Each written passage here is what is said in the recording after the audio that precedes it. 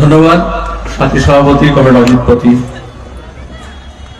আমার কেন্দ্রীয় কমিটির 3 সহযোগী কমরেড অমিয় পাত্র, কমরেড দেবেন্দ্র হেমব্রম, কমরেড আভাস, আমার রাজ্য কমিটির সহযোগী কমরেড অভয়, অন্যান্য নেতৃবৃন্দ, আমার গুরুজনেরা, যুব তরুণ সাথী বন্ধু ভাই ও বোনেরা, গোটা জেলা থেকে প্রতিনিধিরা এসে সম্মেলনে মিলিত হয়েছিলেন গতকাল এবং আজ। আপনারা শুনেছেন কমরেড অজিত, কমরেড অমিয় দুজনেই বলেছে সম্মেলন মানে এই যে আন্দোলন সংগ্রাম সংগঠন আমরা গড়ে তুলছি, সেখানে আমাদের সাফল্য কি, যদি কিছু থাকে সেইটাকে আমরা খুঁজে বার করার চেষ্টা করি। কি করে হলো? বিভিন্ন এলাকায়, এরিয়ায়, শাখায় যারা কাজ করছেন তারা তাদের অভিজ্ঞতাটা নিয়ে আসেন নিচের তলা থেকে। যেখানে পারছি না, পারলাম না, দুর্বলতা কোথায় কোথায়? আমাদের কর্মীদের নিষ্ক্রিয়তার জন্য, আমাদের কমিটি ঠিক মতো কাজ করছে না, মানুষ আমাদের সমর্থন করছেন না, তাহলে কেন করছেন না? মানুষ সমর্থন করছেন কিন্তু আমরা কি যেতে পারছি না, তাহলে কেন যেতে পারছি না? আমাদের কি রসদ কম পড়েছে, তাহলে সেই রসদ সংগ্রহ করতে যাচ্ছি, মানুষ কি বলছেন? আর এখানকার এই জেলার, এই রাজ্যের, এই এলাকার, সে বর্জনা হতে পারে, সে বাঁকুড়া হতে পারে, সে পশ্চিমবঙ্গ হতে পারে, দেশ হতে পারে, গোটা বিশ্ব হতে পারে, আজকে মানুষ কেন সংকটে আছে? যে শুনলেন কেন জিনিসের দাম বাড়ছে, আয় বাড়ছে না কিন্তু ব্যয় বাড়ছে, সংসার টানতে দম বেরিয়ে যাচ্ছে। যারা আয় করত কি করে করত? কাজ করতে হবে, মেহনত করতে হবে, খেটে খেতে হবে। যারা খেটে খাওয়ার কথা সেই জায়গাটা কমে যাচ্ছে, তাদের অবস্থা হচ্ছে খুঁটে খাও, আর তাহলে ভিন রাজ্যে গিয়ে কাজ করো। তাহলে খেটে খাওয়া মানুষকে খুঁটে খাওয়া নিয়ে যাচ্ছে। কারা নিয়ে যাচ্ছে? যারা লুটে খাচ্ছে। লুটে খাওয়ার সংখ্যা বাড়ছে কিন্তু কম।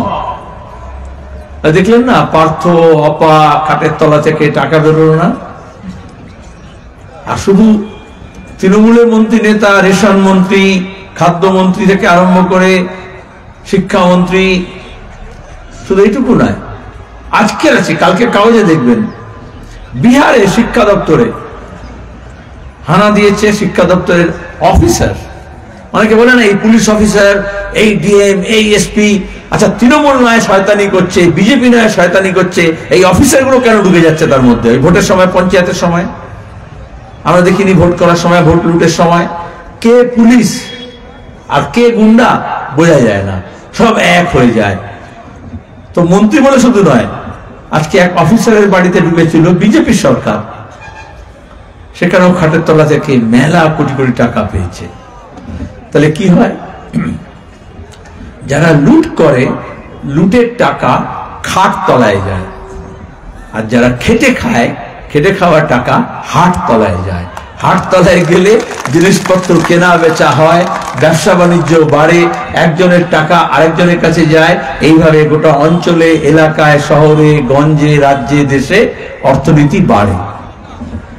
তাহলে যে ছেলেটা গেঞ্জি কিনতে পারে না, যার বাবা কিনে দিতে পারে না, তার আয় হলে সে যদি গেঞ্জি কেনে, তাহলে 10 কোটি লোক যদি গেঞ্জি কেনে, অন্তত বছরে 2টো করে কেনে, তাহলে পুরো 20 কোটি গেঞ্জির দরকার হয়। তাহলে গেঞ্জির কারখানা বাড়ে, তাই তো?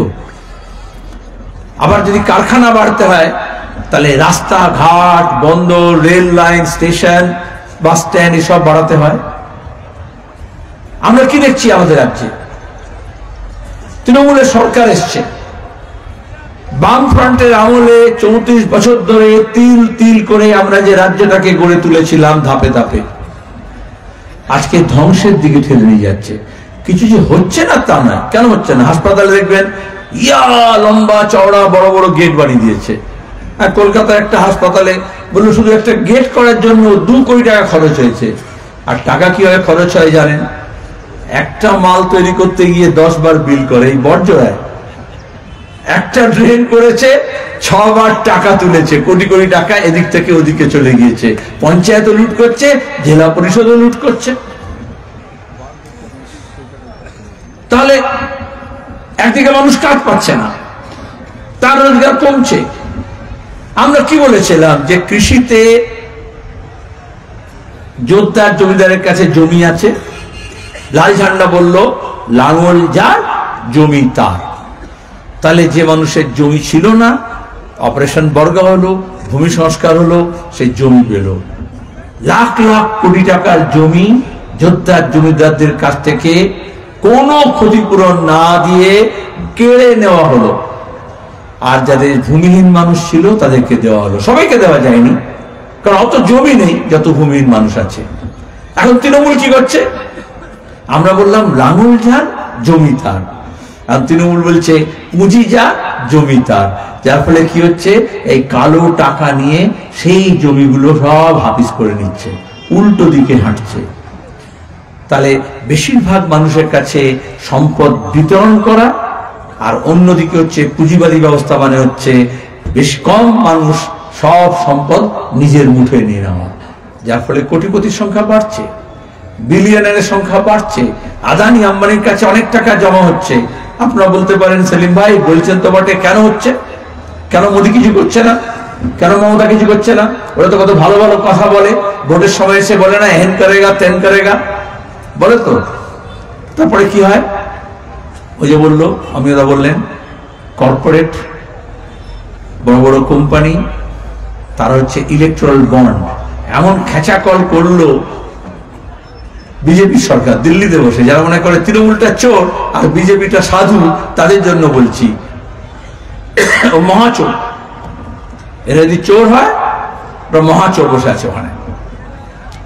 কিন্তু আইন করে করলো যে বিভিন্ন কোম্পানি টাকা দেবে ভোট লড়ার জন্য। এই যে দেখেন না, এয়ার কন্ডিশন তাবু, এয়ার কন্ডিশন বাস, প্লেন, হেলিকপ্টার, বিরিয়ানির প্যাকেট, নায়ক নায়িকা, গায়ক গায়িকা সব নিয়ে হইচই করে ভোট করে। আর মানুষকে, সাধারণ মানুষকে হয়ে যায়, আর সিপিএম এর তো কিছু রইলো না, শুধু ঝান্ডা আছে, আর তো কিছু নেই, বলে না? আমাদের দেওয়া কত গাড়ি বাড়ি টাকা প্লেন, আরে কোত্থেকে আসে? কোত্থেকে আসে? এমনি সাধারণ মানুষ যখন একটা কোনো ঘর টর তৈরি করে খেটে খুঁটে, তখন বলে এলাহি ভরসা, ওপরওয়ালার দয়া হলো। কোনো কোনো বাস বার করে লেখে মায়ের আশীর্বাদ, বাপ মায়ের আশীর্বাদ লেখে না। আর এই তৃণমূল বিজেপির যে বৈভব দেখছেন, ওইগুলো বলতে হবে চুরির আশীর্বাদ, ওগুলো কোনো বাপ মায়ের আশীর্বাদ নয়, চুরি করে ফাঁক করে দিচ্ছে। আচ্ছা, আমি একটা গল্প বলি যে কি করে হয়। আপনি বলেন, আপনিও বললেন কই আমি তো দেখছি না, চুরি তো করছে না, এই মমতা লক্ষ্মীর ভান্ডার দিচ্ছে, বলে না? এই মরে গেলে 2000 টাকা দেবে, মদ খেয়ে মরলে 2 লাখ টাকা দেবে, এসব বলে না? সমব্যথী এটা দিচ্ছে ওটা দিচ্ছে, খালি দিচ্ছে। আচ্ছা, কোত্থেকে দিচ্ছে? কোত্থেকে দিচ্ছে? টাকা আসছে কোত্থেকে? কার টাকা? আমি যখন যুব আন্দোলন করতাম, সবাইকে এটা শেখাতাম গোটা দেশব্যাপী। টাকা কার? মোদির, মমতার, অভিষেকের? আরে একজন শ্রমিক যখন কারখানায় কাজ করে, রাস্তায় দাঁড়িয়ে ইট ভাঙে, ইট ভাটায় কাজ করে, তখন সে যা মাইনে পায়, তখন তার কাছে টাকা আসে। একজন কৃষক ফসল ফলায়, বাজারে গিয়ে বিক্রি করে, সবটা দাম পায় না, যা পায় সেটাই তার রোজগার। তাহলে মোদি কোথায় গিয়ে ইট ভাঙে? অভিষেক কোথায় গিয়ে কারখানায় কাজ করে? তাহলে কোত্থেকে টাকা আসছে? হয় খেটে খাচ্ছে, তারও টাকা আসছে, আর নাহলে লুটে খাচ্ছে। তো জন্য আমরা বলতাম पैसा हमारा आपका, पैसा हमारा आपका, नहीं किसी का बाप का। পয়সা হচ্ছে আমার আপনার। সেই টাকা জিএসটির নাম করে আরেকটা খেঁচাকল করেছে। আপনি ওষুধ কিনবেন 18% করে না, মদ কিনবেন 36% ট্যাক্স নিচ্ছে না, জিএসটি। আর যারা বলে মোদি মমতার মধ্যে অনেক ঝগড়া, না, দুজনে খুব বন্ধুত্ব। আইজিএসটি জিএসটি, একটা জিএসটি হচ্ছে গুডস এন্ড সার্ভিস, সেটা হচ্ছে আইজিএসটি মানে ইন্ডিয়া গভর্নমেন্টের, আর একটা হচ্ছে এসজিএসটি মানে স্টেট গভর্নমেন্টের। দুজনে 50-50।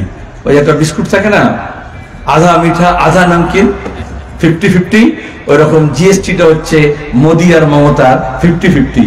যা টাকা হবে কোটি কোটি টাকা, দুজনে অর্ধেক অর্ধেক নেবে। তার উপরে ধার করছে।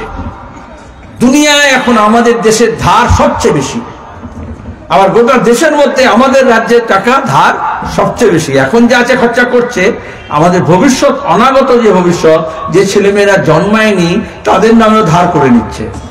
সে জন্মাবধি সে ধার শোধ করবে। কি করে হবে?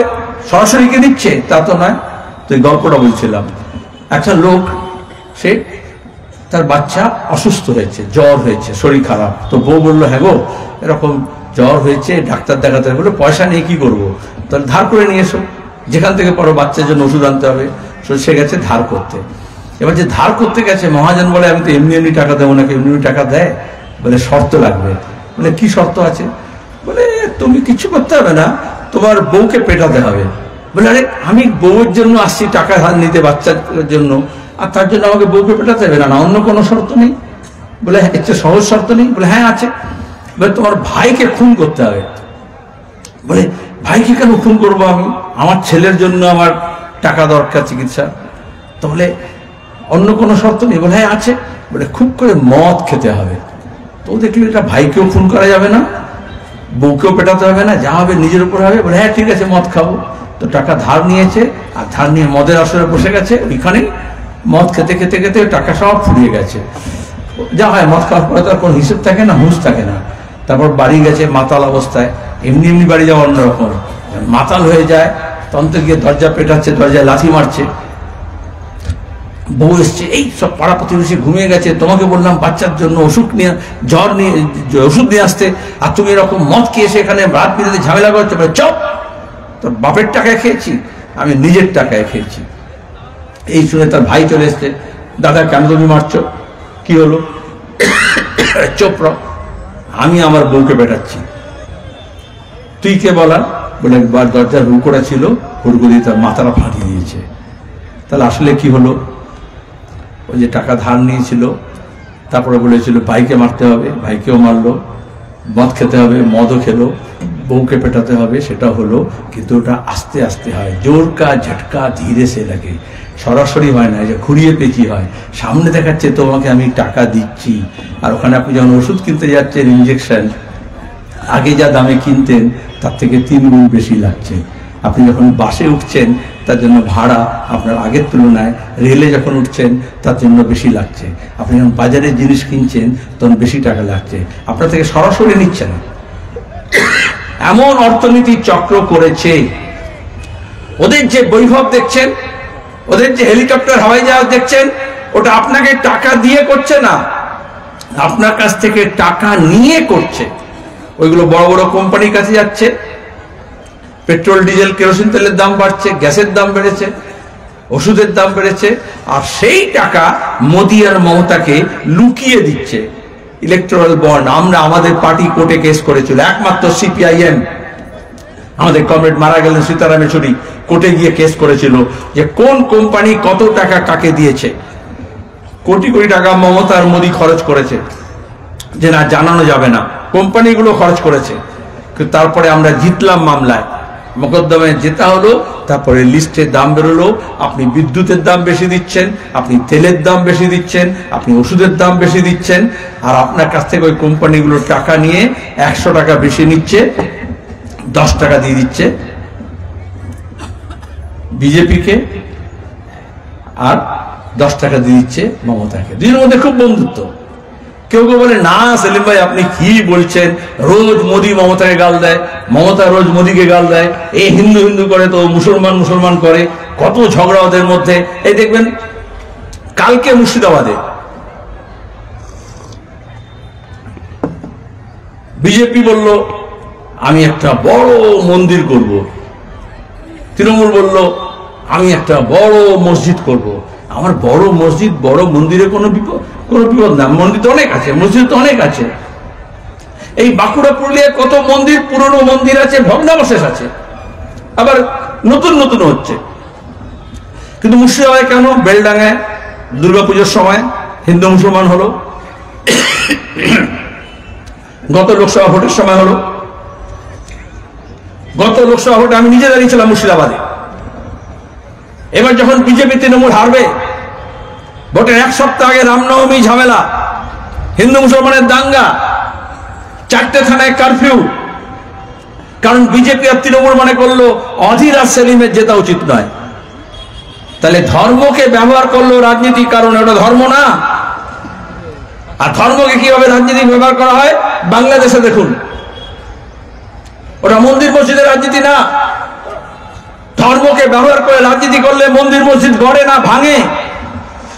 যেমন বাবরি মসজিদ ভাঙে, তেমনি আজকে বাংলাদেশে জামাতপন্থীদের হাতে, মুসলমান মৌলবাদীদের হাতে মন্দির ভাঙছে। তাহলে সংখ্যালঘুদের অত্যাচার হচ্ছে। এই জন্য জ্যোতি বসু বলেছিলেন ধর্মের সঙ্গে রাজনীতি মেলাবেন না। রবীন্দ্রনাথ বলেছিলেন ধর্মের মোহ যারে সে ধরে, অন্ধ সেজন মারে আর শুধু মরে, তাতে নতুন কিছু গড়ে না। বাংলাদেশ থেকে আমাদের শিক্ষা নিতে হবে। বিজেপি এখানে চিৎকার করছে, চোখের জল ফেলছে, আহারে দেখো বাংলাদেশে কি অন্যায় হচ্ছে। অন্যায় বাংলাদেশে হোক আর ভারতে হোক, পাকিস্তানে হোক আর আফগানিস্তানে হোক, সিরিয়ায় হোক আর প্যালেস্টাইনে হোক, গাজায় হোক আর ওয়েস্ট ব্যাংকে হোক, আমরা যদি ন্যায়ের পক্ষে থাকি তাহলে অন্যায়ের বিরুদ্ধে আপনাকে বলতে হবে। তখন তোমার অন্যায় খারাপ আর আমার অন্যায় ভালো, এটা হতে পারে না। নিজের বেলায় আনো খাই আর পরের বেলায় আল্লাহর দোহাই দিলে হবে না। নিয়মটা নিয়ম, আইনটা আইন। এই জন্যই সংবিধান। আজকে আমাদের 2026-এ, এই 26শে জানুয়ারি আমাদের স্বাধীন সংবিধানের 75 বছর হবে। সেই 75 বছর উপলক্ষে আমরা দেখলাম পার্লামেন্টে আম্বেদকরকে, বাবা সাহেব ভীমরাও আম্বেদকর, যিনি বললেন আদিবাসী, তপশিলি, হিন্দু, মুসলমান, মহিলা, পুরুষ সব সমান। বিজেপির পছন্দ হলো না, পার্লামেন্টের মধ্যে দাঁড়িয়ে আম্বেদকরকে গালাগাল দিল। বাবা সাহেব ভীমরাও আম্বেদকর সম্পর্কে কটূক্তি করলো। আর গোটা দেশ যখন বললো কেন এটা করছো, তখন বলছে না এটা ভুল বুঝেছে লোকে, আমরা এরকম বলিনি। এটা হচ্ছে বিজেপি।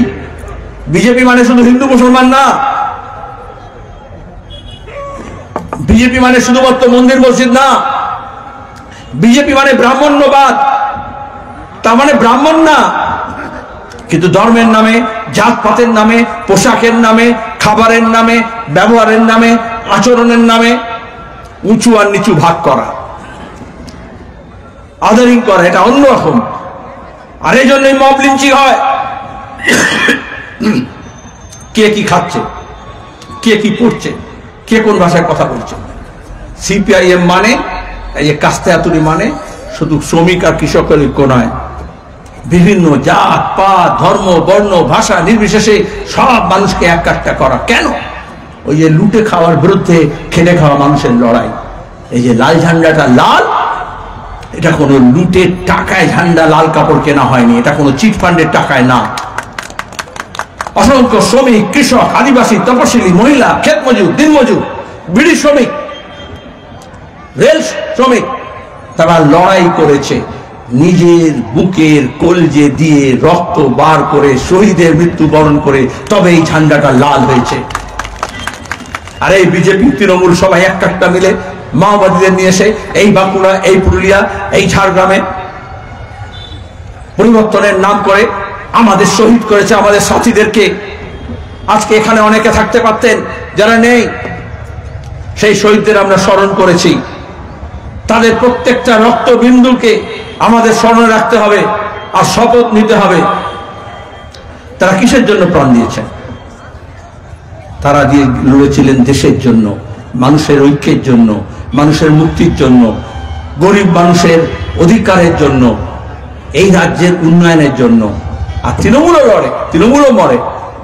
এ বলছিল না এখানে কি সুন্দর হলো, আমি অভয়কে বলছিলাম, অজিত বলল, ও সেক্রেটারি ছিল, যে আমাদের সম্মেলন হলো, এবার দেবলীনা আমাদের সম্পাদিকা হলেন, এরপরে আমার পরে বলবেন দেবলীনা। বললো না? অন্য কোন দলে এটা সম্ভব? একটা ব্লকের, একটা মন্ডলের নেতা হলে ডিসুম ডিসুম আরম্ভ হয়ে যায়, খুনোখুনি, মারামারি আরম্ভ হয়ে যায়। আমি গত সপ্তাহে মালদায় ছিলাম, এরকমই সম্মেলন হচ্ছিল।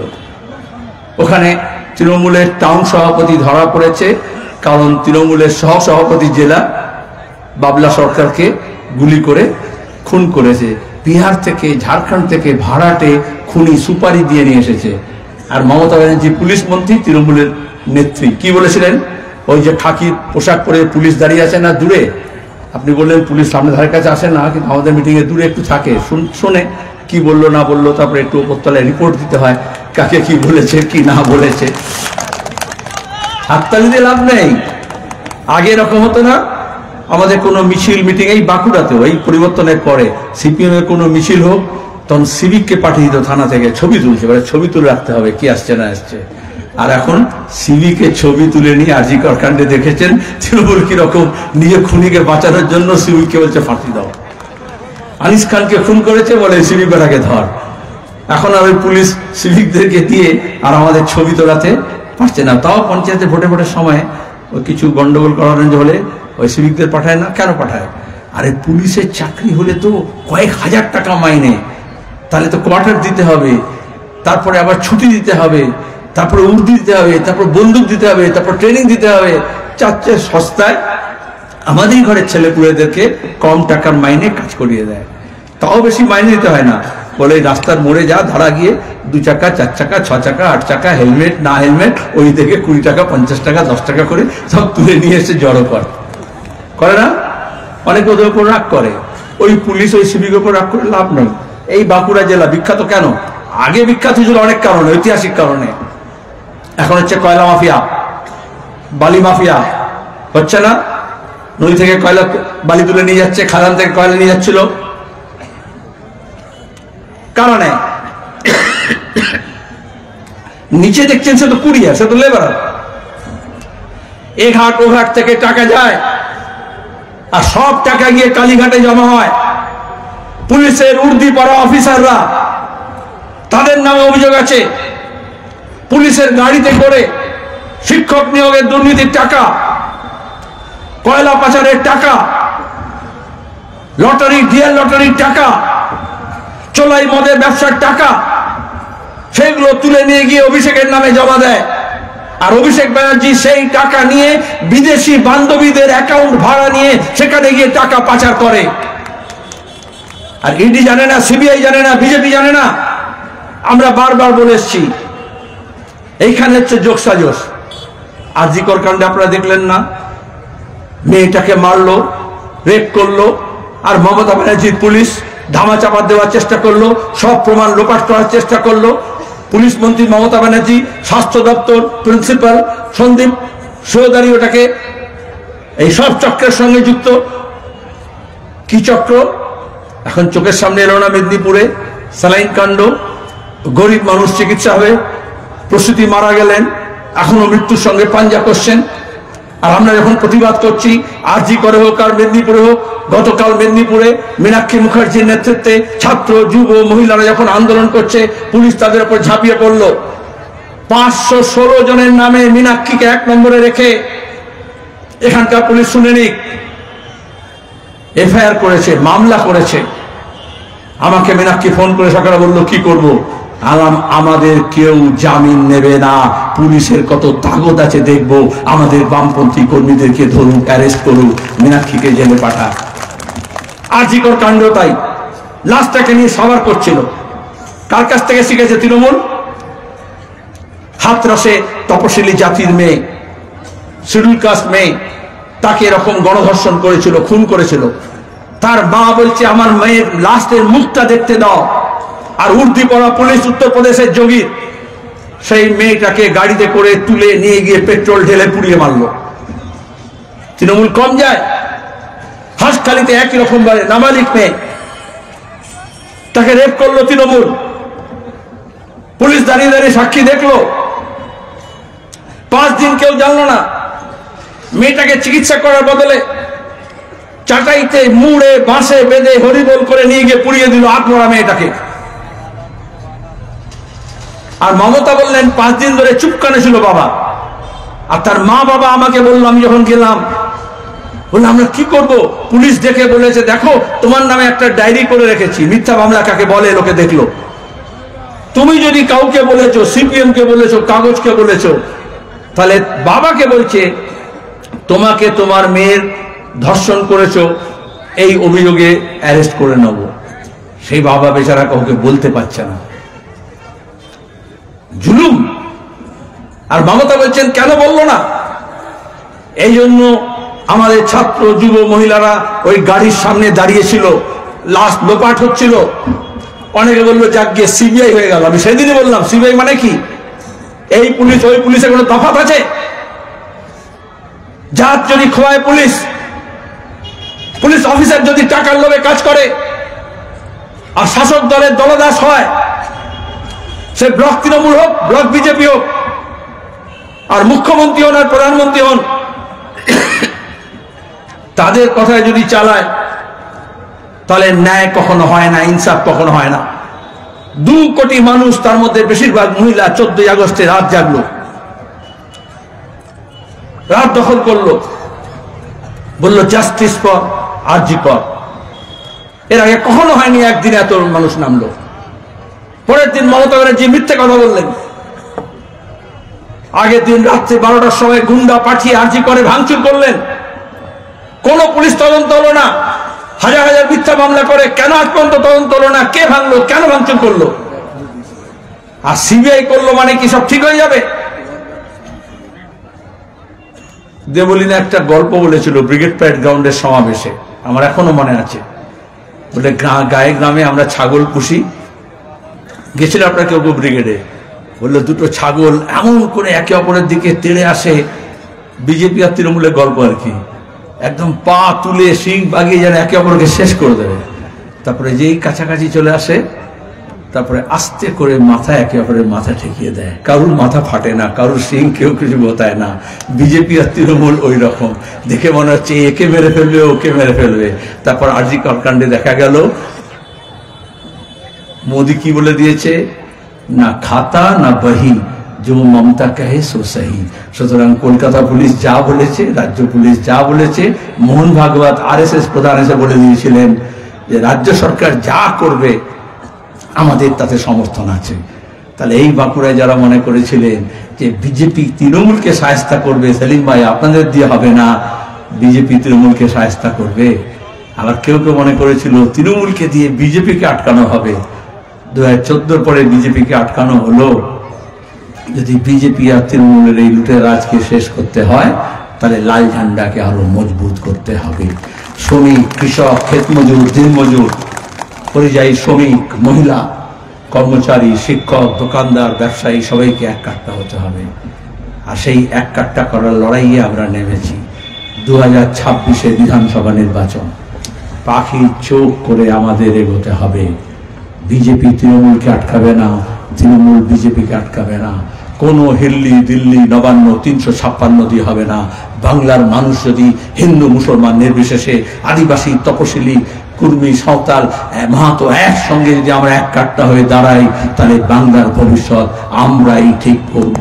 আমাদের ছেলেপুলেদের জন্য, তাদের শিক্ষার জন্য, তাদের স্বাস্থ্যের জন্য, তাদের কলকারখানার জন্য, তাদের রোজগারের জন্য, তাদের শিল্প যাতে হয় তার পরিকাঠামো গড়ে তোলার জন্য। সে কাজে আপনারা সবাই সাহায্য করবেন, সহযোগিতা করবেন, এই আবেদন রেখে আপনাদের সবাইকে ধন্যবাদ জানিয়ে শেষ করছি।